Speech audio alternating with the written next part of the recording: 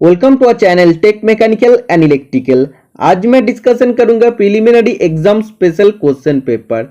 जो भी student VECC, IG card, NFC, BARC, NPCL, HWB में फॉर्म फिलअप करते हैं वो सभी स्टूडेंट जानते हैं इसका सिलेक्शन प्रोसेस में टोटल 3 स्टेज होता है। सबसे पहले होता है प्रीलिमिनरी एग्जाम, उसका बाद होता है आप लोग का एडवांस एग्जाम और तीसरा में आप लोग का होता है स्किल टेस्ट। ठीक है, तो preliminary exam special top 100 class provide करने के लिए मैं एक प्लेलिस्ट चालू किया हूं। आप सभी स्टूडेंट ने जानते हैं उसमें ऑलरेडी 24 क्लास में अपलोड किया हूं। आज का क्लास लेके 25 क्लास होने वाला है। तो टॉप 100 जब भी क्लास अपलोड करेंगे तो ये सब एग्जाम में प्रीलिमिनरी एग्जाम में आप लोग को क्रैक करने में कोई भी प्रॉब्लम नहीं होगा। तो कुछ स्टूडेंट बोल रहे हैं BARC एग्जाम में कोई भी क्वेश्चन कॉमन नहीं आया, लेकिन BARC में जो क्वेश्चन आप लोग को पूछा गया था तो वो आप लोग का लेवल का नहीं था, वो IIT लेवल का था। वो मेरा पास भी इंटरनल खबर है, तो वो मेरा पास भी खबर रहता है, लेकिन हम इंटरनल खबर इसीलिए आप लोग का साथ शेयर नहीं करता हूं। लेकिन पेपर आप लोग को ऐसे नहीं आना था, इसलिए इतना ज्यादा कैंडिडेट को पास कराया गया है। नहीं तो इतना टफ पेपर आया था कि 100 लड़का भी पास नहीं हो पाता था। तो आज का क्लास आप सभी के लिए मोस्ट इंपॉर्टेंट होने वाला है, क्योंकि ये हेवी वाटर बोर्ड का स्टेनोग्राफर पोस्ट का क्वेश्चन पेपर है। तो मैथ आप सभी के लिए बहुत ही इंपॉर्टेंट है। आज का क्लास मैथमेटिक्स से मैं लेने वाला हूं और इसमें बहुत ही अच्छा खासा मैथ पूछा गया है। नॉर्मल लेवल से भी बहुत ही हाई लेवल का मैथ पूछा गया है।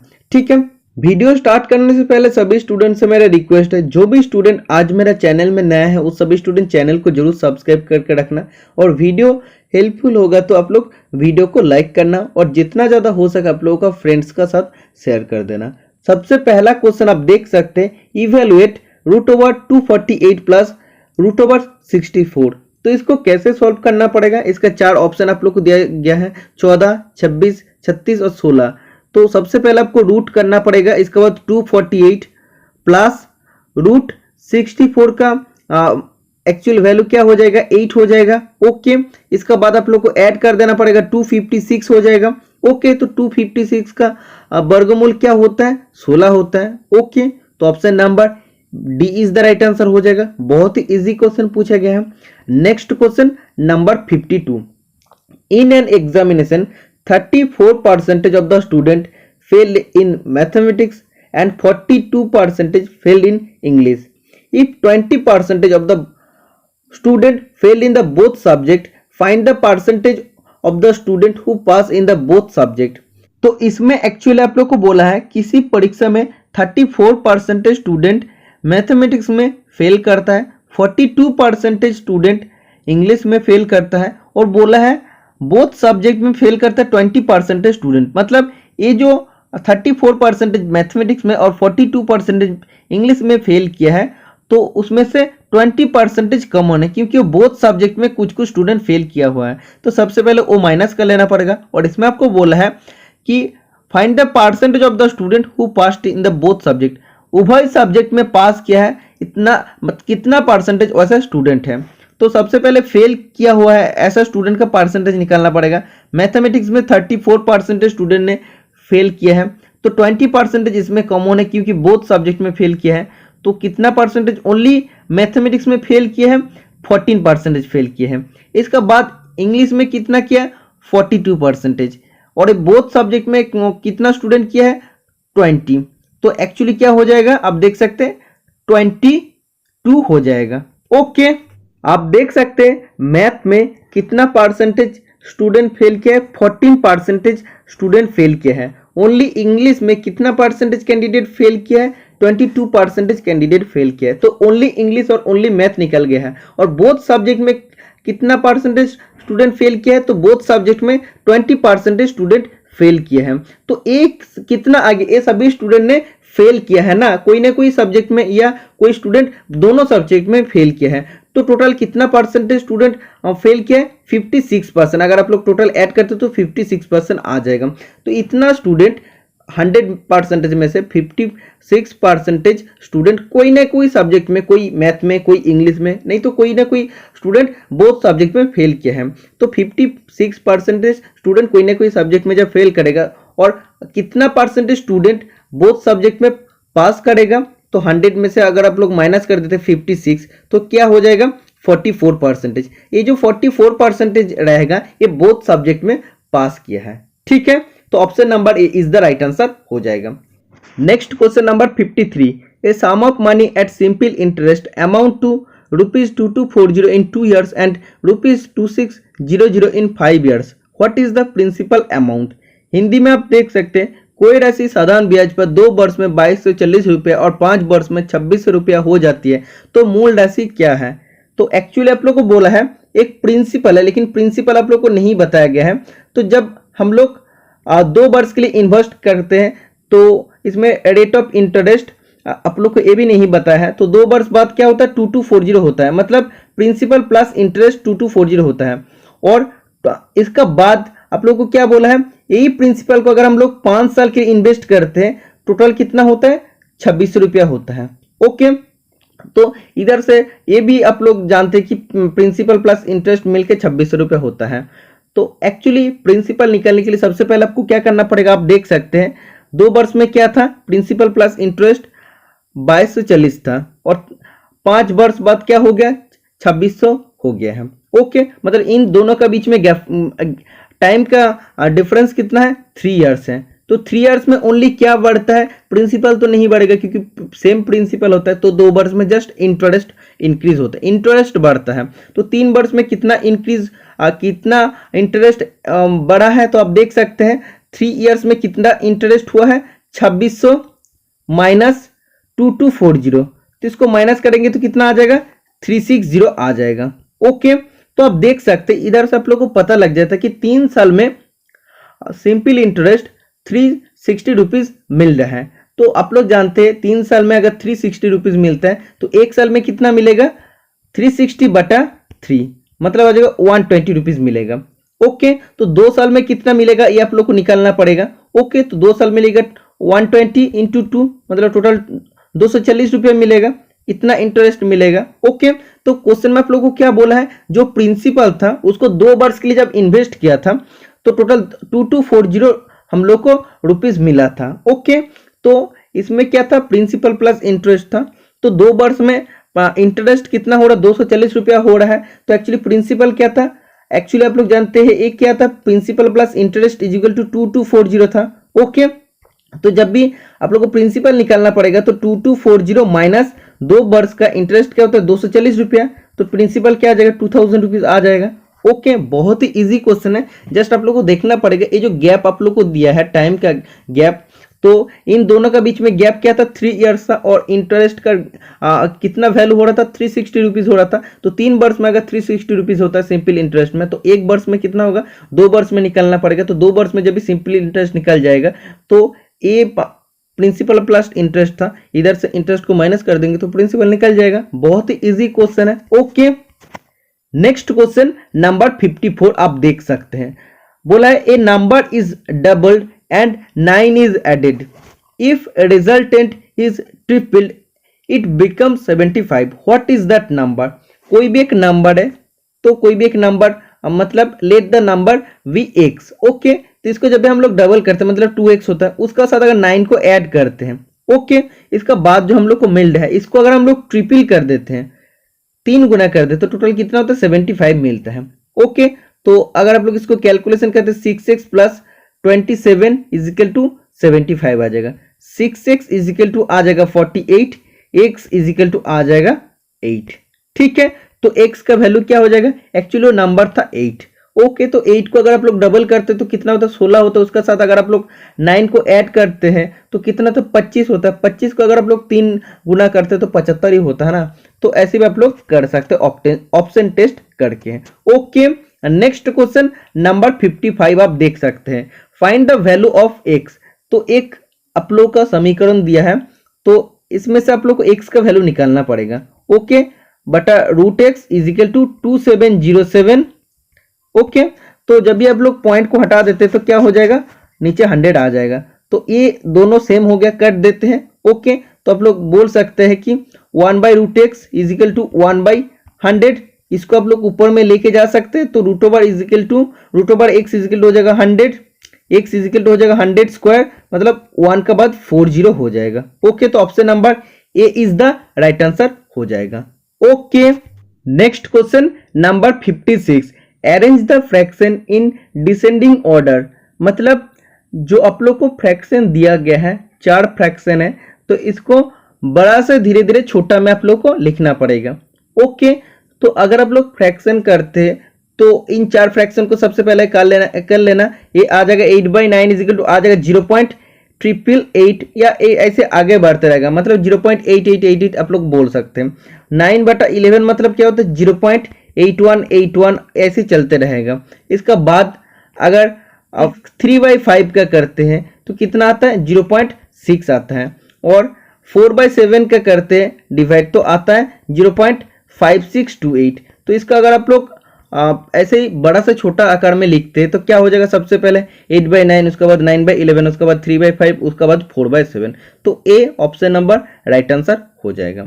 ओके, बहुत ही इंपॉर्टेंट क्वेश्चन है, जस्ट आप लोग को एक बार फ्रैक्शन करके देख लेना पड़ेगा, डिवाइड करके देख लेना पड़ेगा कौन सा ज्यादा हो रहा है कौन सा कम हो रहा है। Okay, next question number 58, in A company workers raised ₹3 lakh by equal contribution from each, had each one contributed ₹50 more, the total would have been ₹3.25 lakh, find the number of workers। इसमें आपको बोला है एक company में जितना worker है तो सभी मिलके जब डोनेशन करता है टोटल कितना रुपीज कलेक्ट होता है, 3 लाख रुपया टोटल जुगाड़ होता है। ओके, तो उतना वर्कर अगर 50 रुपया करके ज्यादा देता है, हर श्रमिक अगर 50 रुपया करके ज्यादा देता है तो कितना टोटल कलेक्ट होता है, 3,25,000 रुपीज हम लोग को कलेक्ट होता है।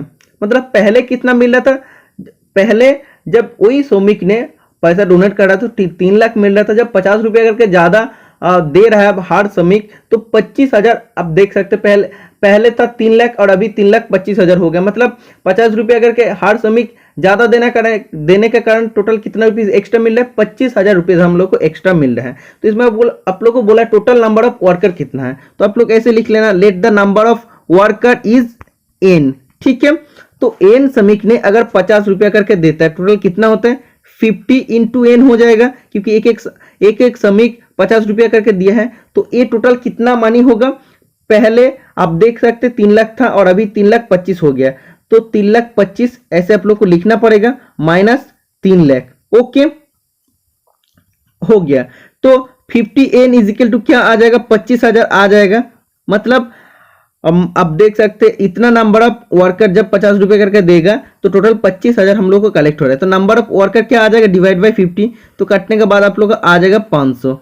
तो नंबर ऑफ वर्कर 500 है। ओके, तो 500 अगर नंबर ऑफ वर्कर है वो 50 रुपया करके ज्यादा देगा तो ऑटोमेटिकली तो हम लोग का 25,000 रुपया ज्यादा मिलेगा ना। समझ में आ गया ना, बहुत ही इजी क्वेश्चन है।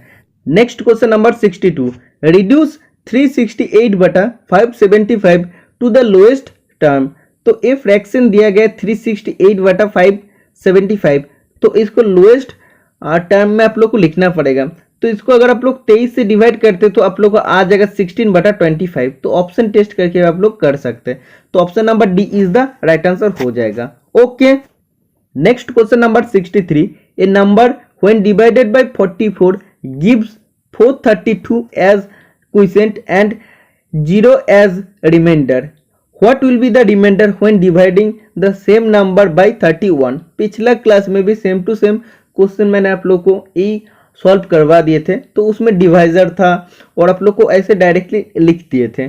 तो ऐसे आप लोग को क्या बोला है, डिवाइजर जो है वो 44 है। तो कोई भी एक संख्या है तो उसको जब भी डिवाइड करते तो भागफल कितना आता है 432 आता है, और रिमाइंडर मतलब भागशेष कुछ भी नहीं रहता है। ओके, तो एक्चुअली ये संख्या क्या था आप लोग जानते हैं। ये संख्या निकालने के लिए आप लोग को क्या करना पड़ेगा, जो क्वोशिएंट है क्वोशिएंट के साथ डिवाइजर को मल्टीपल कर देना पड़ेगा, मतलब भागफल के साथ भाजक को मल्टीपल कर देना पड़ेगा। तो 432 इंटू जब भी 44 आप लोग करेंगे तो टोटल आ जाएगा 19008 आ जाएगा। ओके, तो ये टोटल आप लोग का जो नंबर है इसको हम लोग डिवाइड किए हैं। तो यही नंबर को अगर सेम नंबर को अगर 31 से डिवाइड करते हैं तो 31 से जब भी आप लोग डिवाइड करेंगे 19008, 31 से डिवाइड करने के बाद आप लोग को क्या आ जाएगा, सबसे पहले आप लोग 6 से जाएगा, 6 से आ जाएगा 186। इसके बाद अगर आप लोग करते तो आप लोग का आ जाएगा 4। ठीक है, तो इधर आ जाएगा 4, इसके बाद 0 आ जाएगा। इसके बाद 1 जाएगा तो 31, इसके बाद 9 होगा तो 98 हो जाएगा। इसका बाद जब 3 से जाएगा तो टोटल आ जाएगा कितना, 93 आ जाएगा। तो आप लोग का रिमाइंडर कितना रहेगा, 5 आप लोग का रहेगा। तो क्वेश्चन में आप लोग को यही पूछा है, जब आप लोग 31 से डिवाइड करेंगे तो रिमाइंडर मतलब भागशेष कितना रहेगा, 5 रहेगा। Option number B is the right answer हो जाएगा। ओके, समझ में आ गया है। Next question number 66, a father is twice as old as his son. 20 years ago, the age of the father was 12 times the age of the son. The present age of the father in years is. तो ये same to same question, same digit भी आप लोग को पिछला जो video मैंने बताया था अपर डिवीजन क्लर्क का पोस्ट का जो पेपर मैंने सॉल्व करवा दिए थे, तो उसमें सेम टू सेम क्वेश्चन मैं सॉल्व करवा दिए, तो उसमें 44 राइट आंसर आया था। तो इसमें भी आप देख सकते हो option number C right answer हो जाएगा। तो वो वाला वीडियो आप लोग देख लेना, तो इस क्वेश्चन में आप लोग को कोई भी प्रॉब्लम नहीं रहेगा। Okay, next question number 67, a train covers a distance in 50 minute if it runs at a speed of 48 kilometre per hour on an average. Find the speed at which the train must run to reduce the time of the journey to 40 minute. तो एक train कोई भी एक distance को 50 minute में cover करता है जब उसका स्पीड रहता है 48 किलोमीटर पर आवर। ओके, तो वही उतना ही डिस्टेंस है, उसको अगर 40 मिनट में कवर करना है, मतलब टाइम कम लगाना है, तो स्पीड को कितना होना पड़ेगा, कितना किलोमीटर पर आवर होना पड़ेगा। ओके, तो जब भी टाइम कम लगेगा मतलब स्पीड ज्यादा होना चाहिए। ओके, तो आप देख सकते हैं इसमें बोला 40 किलोमीटर पर आवर एवरेज में जा रहा है, मतलब आवर मतलब क्या, 60 मिनट में कितना जाएगा, 48 किलोमीटर जाएगा। तो टोटल ट्रेन कितना मिनट में कवर किया, 50 मिनट में, तो 1 मिनट में कितना जाएगा, 48/60, और 50 मिनट में टोटल कितना डिस्टेंस गया था, तो जर्नी का डिस्टेंस निकल जाएगा 48 इंटू 50/60। तो कटने के बाद आप लोग क्या आ जाएगा, 40 आ जाएगा। तो टोटल जो डिस्टेंस था 40 किलोमीटर था। ओके, तो यही डिस्टेंस को कवर करना अगर आप लोग 40 मिनट में। ओके, तो ये 40 आप देख सकते हैं, आप 40 मिनट में 40 किलोमीटर डिस्टेंस को कवर करते हैं। ओके ओके, तो 1 मिनट में कितना करेगा बटा 40।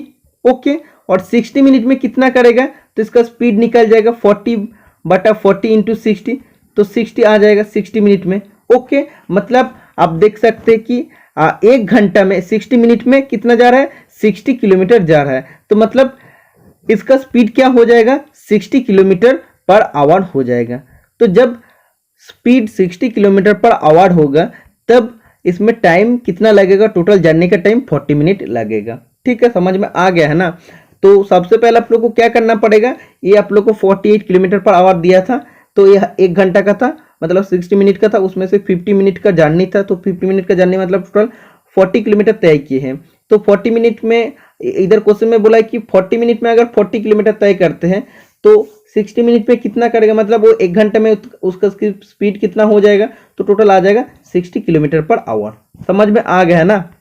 Next question number 70, the number of girls in A class 7 times the number of boys which value can never be of the total student.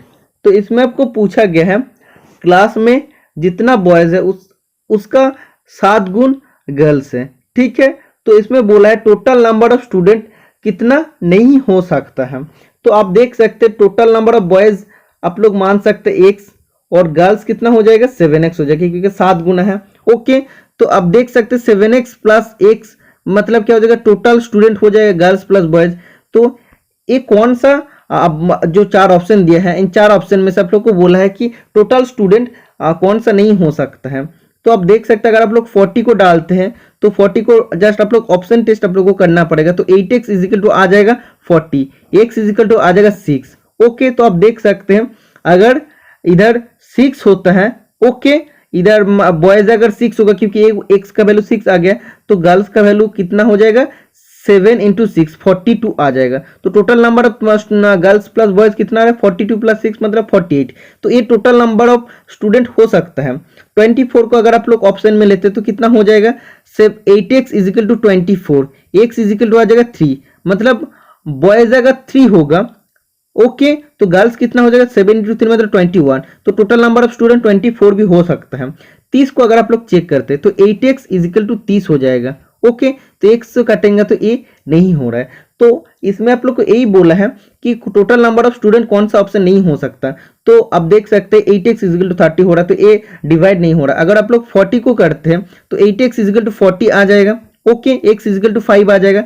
तो बॉयज अगर 5 होगा तो गर्ल्स कितना हो जाएगा 35, किंतु क्योंकि 7 इंटू 5 हो जाएगा 35, तो टोटल कितना 40 हो सकता है। लेकिन आप देख सकते 8x इजिकल टू 30 नहीं हो सकता, मतलब टोटल नंबर ऑफ स्टूडेंट 30 नहीं हो सकता, इसीलिए option number A is the right answer हो जाएगा। क्वेश्चन में आप लोग को यही बोला कि टोटल नंबर ऑफ स्टूडेंट कौन सा नहीं हो सकता है। Okay, next question number 71, half of 1% written in decimal is. तो 1% मतलब क्या जाएगा 1/100 हो जाएगा। ओके, तो हाफ बोला है मतलब 1/2 हो जाएगा, तो 1/200 का वैल्यू क्या आ जाएगा 0.005 आ जाएगा। ओके, तो option number A is the right answer हो जाएगा। Next question number 72, what least number should be added to 1056 so that the sum is completely divisible by 23। इसमें आपको बोला है 1056 में कौन सी छोटी से छोटी संख्या को जोड़ा जाए ताकि वो 23 से पूर्णतः विभाजित हो जाए। तो आप लोगों को बोला है ये जो 1056 दिया है तो 23 से अगर डिवाइड करते हैं, ठीक है, तो कितना आता है आप लोग को सबसे पहले चेक करना पड़ेगा। तो अगर आप लोग 4 से डिवाइड करते 4 से मल्टीपल करते तो टोटल 92 आ जाएगा। ओके, इसका बाद टोटल इधर आप लोग को क्या रहेगा 136 हो जाएगा। ओके, तो अगर आप लोग इसको आप 6 से करते हैं तो कितना आ जाएगा 138 आ जाएगा। मतलब क्या होता है ये तो 136 है, इसका साथ अगर 2 अगर हम लोग ऐड कर देते तो इट कम्प्लीटली डिविजिबल हो जाता, लेकिन कितना कम हो रहा है 2 कम हो रहा है। तो क्वेश्चन में आप लोग को यही बोला है जब आप लोग ये जो 1056 है इसको अगर 23 से डिवाइड करते हैं तो इस संपूर्ण रूप में विभाजित नहीं होता, तो कितना संख्या ऐड करने से वो संपूर्ण रूप में विभाजित हो जाएगा।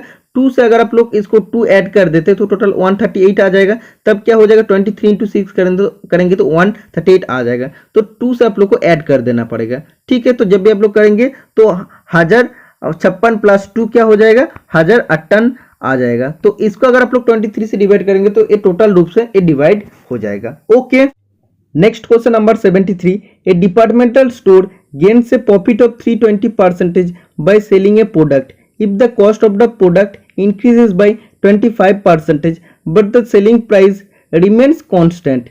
Approximately what percentage of the selling price is the profit? इसमें आपको बोला है एक डिपार्टमेंटल स्टोर है जो कोई भी एक प्रोडक्ट को 320% प्रॉफिट में बेच दिए हैं, ठीक है। तो सबसे पहले आपको क्या करना पड़ेगा, कोई भी अगर प्रोडक्ट का प्राइस कितना है 100 रुपीज है तो 320% प्रॉफिट में बेच देते हैं, मतलब कितना हो जाएगा सेलिंग प्राइस हो जाएगा। ये अगर कॉस्ट प्राइस होता है तो सेलिंग प्राइस कितना हो जाएगा कॉस्ट प्राइस प्लस प्रॉफिट, तो 100 प्लस 320 तो टोटल 420 रुपीज हो जाता है। ओके, इसका बाद बोला है ये जो कॉस्ट प्राइस है उसका बाद 25% बढ़ जाता है, तो 25% 100 का बढ़ जाता है, मतलब क्या हो जाता है 25 हो जाता है, तो 125 टोटल हो जाता है कॉस्ट जो प्रोडक्ट का कॉस्ट प्राइस। तो प्रोडक्ट का कॉस्ट प्राइस जब 125 हो जाता लेकिन उसका सेलिंग प्राइस 420 रुपीज भी रहता है। ओके, तो इसमें आपको बोला है सेलिंग प्राइस में आप लोग को गेन कितना हो रहा है या प्रॉफिट कितना हो रहा है, तो आप लोग को ऐसे लिखना पड़ेगा जब सेलिंग प्राइस 420 रुपीज है, ओके, तब गेन कितना हो रहा है 420 से 125 को माइनस कर देना पड़ेगा, क्योंकि अभी कॉस्ट प्राइस तो 125 रुपीज हो गया, तो टोटल गेन कितना होता है 295 होता है। जब सेलिंग प्राइस 420 रुपीज है तो गेन हो रहा है 295 रुपीज, तो 100 में कितना हो जाएगा, तो एक्चुअली हो जाएगा 295 बटा 420 इंटू 100 हो जाएगा। ओके, तो टोटल वैल्यू आ जाएगा 70%। ओके, तो एक्चुअली क्वेश्चन में आप लोग को यही पूछा गया था, कोई भी एक स्टोर अगर कोई भी एक प्रोडक्ट को 320% रुपीज प्रॉफिट में बेचते हैं, ओके, उसका बाद अगर उसका प्राइस कॉस्ट प्राइस 25 रुपीज बढ़ जाता है, ओके, और सेलिंग प्राइस सेम रहता है, तो सेलिंग प्राइस से कॉस्ट प्रॉफिट कितना परसेंटेज हो रहा है। ओके, तो आप लोग को सबसे पहले आप देख सकते हैं कॉस्ट प्राइस 100 रुपीज हो जाएगा, अगर 320 रुपीज प्रॉफिट है मतलब टोटल सेलिंग प्राइस 420 रुपीज हो जाएगा। इसके बाद 25% कॉस्ट प्राइस बढ़ गया, मतलब प्रोडक्ट का प्राइस अभी 125 रुपीज हो गया। इसके बाद आपको लिख लेना पड़ेगा सेलिंग प्राइस और गेन, तो 420 रुपीज में आप लोग का टोटल गेन कितना हो रहा है 420 से 125 को माइनस कर देना पड़ेगा, और 100 रुपीज मतलब जब सेलिंग प्राइस 100 रुपीज आएगा तो गेन परसेंटेज कितना होगा 70% होने वाला है। Okay, Next question number 76. A batsman makes a score of 87 runs in the 17th match and thus increases his average by 3. Find his average after 17th match. एक batsman उसका 17 number match पर 87 run बनाता है और उसका average run 3 run बढ़ जाता है। तो बोला 17 नंबर मैच होने के बाद सभी मैच का एवरेज रन कितना होगा। तो 17th मैच में कितना रन बनाया है, 87 रन बनाया है। ठीक है, तो एवरेज में कितना बढ़ गया है, 3 रन बढ़ गया है। टोटल कितना मैच हुआ है, 17 मैच हुआ, तो सभी मैच में अगर 3 रन करके बढ़ेगा तो टोटल कितना रन बढ़ा, 51 रन। जब एक्स्ट्रा करेगा तभी तो उसका रन 3-3 सभी मैच में 3-3 रन करके बढ़ेगा ना। तो आप लोगों को देखना पड़ेगा कि इतना रन जब एक्स्ट्रा बनाएगा तब सभी मैच का एवरेज में 3-3 रन बढ़ेगा। ठीक है, तो एक्चुअली 17 मैच में रन कितना बनाया था, 87। तो 87 से 51 को माइनस कर देना पड़ेगा, 36 ये आ जाएगा। तो ये क्या होता है, ये हर मैच का स्कोर आ जाएगा कि ये 36 बनाता है, सभी मैच में 36 करके बनाया है। ओके, तो जब भी लास्ट मैच आया 17 नंबर मैच पर क्या 87 रन बना दिया, तो 51 रन एक्स्ट्रा बनाया है, इसीलिए क्या हुआ सभी मैच में 3-3 रन करके बढ़ गया है, तो एवरेज में 3 बढ़ जाता है। ठीक है, तो आप लोग को यही देखना पड़ेगा कि 17 मैच होने के बाद उसका एवरेज कितना हो जाएगा। तो आप देख सकते कि ये जो पहले क्या 36 रन का बना रहा था, तो टोटल कितना मैच में बनाया है, 36 × 16। ठीक है, टोटल इतना मैच में बनाया है, क्योंकि 36 जो 17 नंबर मैच है उसमें तो 87 रन बनाया ना, तो 16 नंबर मैच तक कितना रन बनाया है, 576 रन बनाया है। और इसका बाद 17 नंबर मैच में कितना रन बनाया, 87, टोटल 663 रन बनाया है। ओके, तो ये टोटल कितना मैच में बनाया, 17 मैच में बनाया है। ठीक है, तो इसको जब भी आप लोग डिवाइड करेंगे तो इसका राइट आंसर आप लोग को क्या आ जाएगा, 39 हो जाएगा। ठीक है, मतलब क्या हो गया, इतना टोटल रन बनाया था 17 टोटल मैच में। ओके, तो 17 से डिवाइड कर देंगे तो सभी मैच का एवरेज रन निकल के आ जाएगा, तो एवरेज रन 39 आ जाएगा। ओके, समझ में आ गया है। Next question number 77, find the rate at simple interest at which a sum becomes 4 time of itself in 15 years. तो एक ऐसा रेट ऑफ इंटरेस्ट है जिसमें अगर कोई भी एक सम ऑफ मनी को रखते हैं तो 15 साल बाद वो 4 गुना हो जाता है। ठीक है, तो रेट ऑफ इंटरेस्ट आप लोग क्या हो जाएगा ये निकालना पड़ेगा। तो आप लोग सबसे पहले कर सकते हैं, let the sum of money is X. Okay, तो टोटल 15 साल बाद में टाइम 15 ईयर्स, टोटल कितना होता है, टोटल आपको दिखा रहे कि 4 टाइम्स हो जाता है। तो प्रिंसिपल प्लस इंटरेस्ट मिलके कितना होता है, 4 टाइम्स, मतलब 4x हो जाता है। साम जो रहता है उसका 4x होता है। इसमें से इंटरेस्ट क्या हो जाएगा, इंटरेस्ट हो जाएगा 4x माइनस x, क्योंकि आप लोग जानते हैं x क्या था, x प्रिंसिपल था, तो 3x हो जाएगा इंटरेस्ट। तो इधर आप लोग फॉर्मूला लगा सकते हैं, I = PT/R/100। तो I का वैल्यू क्या आ जाएगा, 3x। इसका बाद x का वैल्यू, p का वैल्यू आ जाएगा x, t का वैल्यू आ जाएगा 15, r का वैल्यू आ जाएगा r रहेगा, r निकालना पड़ेगा और नीचे 100 आ जाएगा। तो x 6 कट जाएगा, 3 से आप लोग 15 को कट सकते हैं, 5 से आप लोग 100 को कट सकते हैं। ओके, तो इसका बाद r = आ जाएगा 20%। जब रेट ऑफ इंटरेस्ट 20% रहेगा तो कोई भी सम ऑफ मनी अगर हम लोग लेते हैं तो 15 साल बाद वो 4 गुना हो जाते हैं। समझ में आ गया है ना। नेक्स्ट क्वेश्चन नंबर 78 आप देख सकते हैं, Ravi does a work in 10 days, Raju does the same work in 15 days. In how many days they together will do the same work? Ravi एक काम को 10 दिन में कंप्लीट कर सकते हैं, राजू सेम काम को 15 दिन में कंप्लीट कर सकते हैं। तो दोनों मिलकर जब एक साथ काम करेगा तो कितना दिन में कंप्लीट करेगा, तो जब दोनों मिलके एक साथ काम करेगा तो कम दिन लगेगा, 10 दिन और 15 दिन जो दिया उससे भी कम लगेगा। तो ये आप लोगों को निकालना पड़ेगा। तो रवि का बात आप देख सकते हैं, रवि क्या कर सकते, 10 डेज में 1 पार्ट काम कर सकते हैं। टोटल पार्ट काम क्या है, 1 पार्ट का काम हम लोग मान लेते हैं। तो एक दिन में कितना करेगा, 1/10 पार्ट करेगा। ओके, राजू का बात देखते हैं तो क्या हो जाएगा, 15 दिन में 1 पार्ट काम करता है, एक दिन में कितना करेगा, 1/15 पार्ट काम। ओके, तो दोनों मिलके राजू प्लस रवि दोनों मिलके एक दिन में कितना काम करेगा, 1/10 प्लस 1/15। ओके, टोटल कितना आ जाएगा, एलसीएम आ जाएगा 30, इसके बाद ऊपर में 3 प्लस 2 तो 5/30 आ जाएगा। इसको काटने के बाद आ जाएगा 1/6। तो रवि और राजू जब एक साथ काम करेगा एक दिन में वो 1/6 पार्ट काम कर सकते हैं। ठीक है, तो ऐसे आप लोग लिख सकते हैं, दोनों मिलके रवि और राजू दोनों मिलके 1/6 पार्ट काम कर सकते हैं एक दिन में। तो टोटल पार्ट काम क्या था, एक पार्ट था, तो एक पार्ट कितना दिन में करेगा, 6 दिन में करेगा, तो 6 days is the right answer आ जाएगा। तो अब देख सकते हो option number B is the right answer हो जाएगा। Okay, next question number 80, the average of 4 consecutive odd number is 24, find the largest number. 4 क्रमगत विषम संख्या की एवरेज 24 है, तो बड़े संख्या का वैल्यू आप लोग को निकालना पड़ेगा। तो कंसेक्यूटिव नंबर मतलब क्या था, क्रमागत, एक का बाद जो दूसरा नंबर होता है उसको बोलते हैं। ठीक है, तो ऑड नंबर मतलब होता है विषम संख्या। तो सबसे पहले अगर विषम संख्या मान लेते हम लोग x, ओके, उसका बाद क्या हो जाएगा, अगर हम लोग एक को विषम संख्या मान लेते तो उसका बाद क्या होता है, 3 होता है, मतलब 2 इंक्रीज हुआ, उसका बाद के 3 का बाद क्या होता है, 5 हुआ, 5 का बाद 7, मतलब 2 2 करके बढ़ता है। तो x अगर सबसे पहला विषम संख्या होता है तो दूसरा क्या हो जाएगा, x प्लस 2, उसका बाद x प्लस 4, उसका बाद x प्लस 6। ठीक है, तो इधर टोटल क्या बोला है, इसका एवरेज बोल दिया है 24। तो इससे अगर डिवाइड करते हैं तो क्या आ जाएगा 24।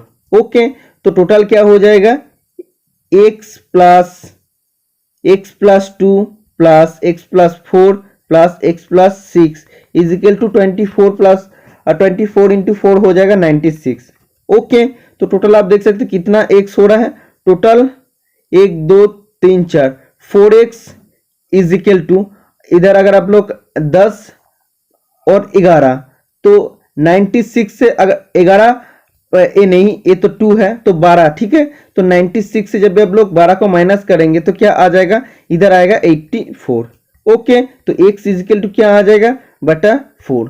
तो इधर 21 आ जाएगा x का वैल्यू। x सबसे छोटा विषम संख्या था, तो सबसे बड़ा विषम संख्या क्या हो जाएगा, x प्लस 6, मतलब 21 प्लस 6 इज इक्वल टू आ जाएगा 27। Option number C is the right answer हो जाएगा। Okay, next question number 81, how many bricks each measuring 25 into 11.25 centimeter into 6 centimeter will be needed to build a wall 8 meter into 6 meter into 22.5 meter। तो इसमें आपको बोला है brick का, आप देख सकते साइज दे दिया है, इसका लेंथ 25, ब्रेथ 11.25 और 6 सेंटीमीटर इसका हाइट है। ओके, तो एक एक ब्रिक का ये डायमेंशन दे दिया है, तो और एक दीवार बनाना पड़ेगा, एक वॉल का आप देख सकते हैं ये भी डायमेंशन दे दिया है 8 मीटर 6 मीटर और 22.5 मीटर। तो एक दीवार को बनाने के लिए कितना नंबर ऑफ ब्रिक लगेगा, कितना ब्रिक लगेगा, ये आप लोग को निकालना पड़ेगा। ठीक है, तो आप देख सकते हैं मीटर में है और ये सेंटीमीटर में है। तो सबसे पहले मीटर को सेंटीमीटर में कन्वर्ट करना पड़ेगा। तो 800 मीटर इंटू 600 मीटर इंटू क्या आ जाएगा 225 मीटर हो जाएगा। इसके बाद नीचे क्या आ जाएगा, ये तो टोटल दीवार हो गया। तो एक एक दीवार, एक एक ईंट का वैल्यू क्या हो जाएगा 25 इंटू 11.25 इंटू 6। तो जब आप लोग काट करेंगे तो टोटल राइट आंसर आ जाएगा 6400। ओके, तो इतना नंबर ऑफ ईंट या आप बोल सकते हैं ब्रिक लगेगा ये दीवार को बनाने के लिए। Okay, next question number 85, simplify. आप लोग को एक इक्वेशन दिया है, आप देख सकते हैं, आपको सॉल्व करना पड़ेगा। ठीक है, तो 31/10 इंटू 3/10, ध्यान से आप लोगों को करना पड़ेगा क्योंकि इतना भी इजी नहीं है। इसके बाद 7/5/20 दिया है। ठीक है, मतलब ये नीचे हो जाएगा। तो इसको जब भी आप लोग करेंगे तो सॉरी इसका बीच में प्लस था। ओके, तो इसमें क्या आ जाएगा 93/100 आ जाएगा। ओके, तो इधर क्या आ जाएगा 7/5 आ जाएगा। ओके, और 820 मतलब ये 1/20 हो जाएगा क्योंकि डिवाइड में है इसलिए। ओके, जब भी मल्टीपल करेंगे तो अपोजिट हो जाएगा। तो इसके बाद एक क्या आ जाएगा 93/100 प्लस 7/100। तो एलसीएम करते तो 100 आ जाता, तो ऊपर में 93 प्लस 7 तो वो भी 100 आ जाता। 100/100 क्या हो जाता कटने के बाद 1 हो जाता, तो value of this simplification is 1। Option number B is the right answer हो जाएगा। Okay, next question number 89, along a yard of 225 meter long 26 tree are planted at equal distance, one tree being at each end of the yard, what is the distance between the two consecutive trees। ठीक है, तो इसमें आपको बोला है एक 225 metre लंबा yard है, तो एक कॉर्नर में हम लोग रख दिए हैं, एक प्लांट को हम लोग प्लांट कर दिए, इधर भी एक प्लांट कर दिए हैं। ठीक है, तो जब भी इसको अंदर टोटल 26 प्लांट को हम लोग प्लांट करते हैं, तो इसका बीच में इधर से स्टार्ट करते हैं, तो टोटल कितना प्लांट रहेगा, टोटल 25 प्लांट। इसको छोड़ के अगर करेंगे तो टोटल 25 प्लांट आपको देखने को मिलेगा। ओके, तो सभी के बीच में अगर डिस्टेंस अगर हम लोग मान लेते हैं कि x है, टोटल डिस्टेंस क्या हो जाएगा 25 इंटू एक्स, तो 25 इंटू एक्स इजिकल हो जाएगा 225, तो x इजिकल टू आ जाएगा बटा 25 इजिकल टू हो जाएगा 9। तो एक एक ट्री के बीच में, मतलब दो कॉन्जिक्यूटिव ट्री के बीच में डिस्टेंस होगा 95 metre. Okay, next question number 98, if p minus q is 3 and p square plus q square is 29, the value of pq is। तो ये आपको कैसे करना पड़ेगा, बहुत ही इजी क्वेश्चन है।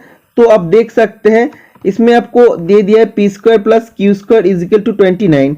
तो आप लोग जानते हैं पी स्क्वायर का प्लस क्यू स्क्वायर का दो फॉर्मूला होता है, एक होता है P minus Q the whole square plus 2pq और एक होता है p plus Q the whole square minus 2pq। तो इधर जो वैल्यू दिया है उसका हिसाब से आप लोगों को करना पड़ेगा, तो p minus Q the whole square plus 2pq is equal to हो जाएगा 29। ओके, तो इसका बाद आप देख सकते हैं p माइनस क्यू का वैल्यू क्या दे दिया 3, तो 3 square plus 2pq is equal to 29। Okay, तो 9 plus 2pq is equal to 29, 2pq is equal to 29 minus 9 20 आ जाएगा, तो pq इज इक्वल टू क्या हो जाएगा 20 बटा 2, तो 10 हो जाएगा, तो 10 इज द राइट आंसर हो जाएगा, pq का वैल्यू 10 हो जाएगा। समझ में आ गया ना, बहुत ही इजी क्वेश्चन है। नेक्स्ट एंड लास्ट क्वेश्चन आज का क्लास का, if Raghu lends ₹3,500 to Ramesh at 10% per annum simple interest and Ramesh lends the same amount to Rajesh at 11.5% per annum, then the gain of Ramesh in a period of 3 years is। तो actually इसमें क्या बोला है, रघु रमेश को 3,500 रुपया उधार दिया है 10% सिंपल इंटरेस्ट में। ओके, और कितना साल के लिए दिया, 3 साल के लिए दिया है, और उतना ही मनी अगर रमेश राजेश को दे रहा है और उसमें क्या इंटरेस्ट को थोड़ा सा बढ़ा दिए हैं, पहले 10% में वो रघु से लिया था, तो राजेश को जब दे रहा है तो 11.5% में राजेश को दे रहा है। ओके, तो इसमें बोला है रमेश का कितना 3 साल में टोटल गेन होने वाला है। ठीक है, तो दोनों का सिंपल इंटरेस्ट आप लोग को निकालना पड़ेगा। तो अब देखो ये जो रघु है, रघु टू रमेश, ठीक है, तो इसमें टोटल कितना आ जाएगा, p का वैल्यू आ जाएगा 3,500 और पर एनम क्या बोला 10%, r का वैल्यू आ जाएगा, t का वैल्यू क्या दिया 3, ओके, बटा 100 हो जाएगा, तो इसका वैल्यू टोटल कितना आ जाएगा 1,050 रुपीज, मतलब 3 साल में 1,050 रुपीज इसका इंटरेस्ट होने वाला है। तो एक किसको देना पड़ेगा, रमेश रघु को देगा। ओके, और रमेश राजेश को उधार दिए हैं। ठीक है, तो इसमें क्या बोला है टोटल 3,500 रुपीज दिया है, लेकिन इंटरेस्ट क्या है, जो इसका रेट ऑफ इंटरेस्ट 11.5 है और 3 साल के लिए दिया है, बटा 100 हो जाएगा। तो ये कटने के बाद आ जाएगा 1207.5 आ जाएगा। ओके, इसका बाद जब भी आप लोग देखते हैं कि जब इधर से आप लोग को देखने को मिल जाएगा, रमेश जब रघु से पैसा लिए थे तब उसको कितना रुपीस देना पड़ा 1,050 रुपीस, लेकिन जब रमेश राजेश को दिया है तब उसको कितना इंटरेस्ट मिल रहा है 1,207 रुपीस मिल रहा है। तो उसका लाभ कितना हो रहा है 1,207.5 माइनस 1,050, तो इधर आ जाएगा 157.5 रुपीस का इसका टोटल गेन हो रहा है। ठीक है, तो इधर क्वेश्चन में यही पूछा गया था कि रमेश का 3 साल बाद उसका कितना लाभ होने वाला है, तो 157.50, option number A is the right answer हो जाएगा। तो ये था आप सभी के लिए मोस्ट इंपोर्टेंट क्लास 99 क्वेश्चन था। इसका बाद जो आप देख सकते हैं जीके का क्वेश्चन था जो मैं पहले क्लास में आप लोगों के साथ डिस्कशन कर दिया हूं। वीडियो हेल्पफुल हो तो चैनल को जरूर सब्सक्राइब करके रखना, आने वाला हर टेक्निकल जॉब का आप लोगों को सबसे पहले नोटिफिकेशन मिल जाएगा। आज के लिए इतना ही, मिलते हैं नेक्स्ट वीडियो में। Tata bye bye.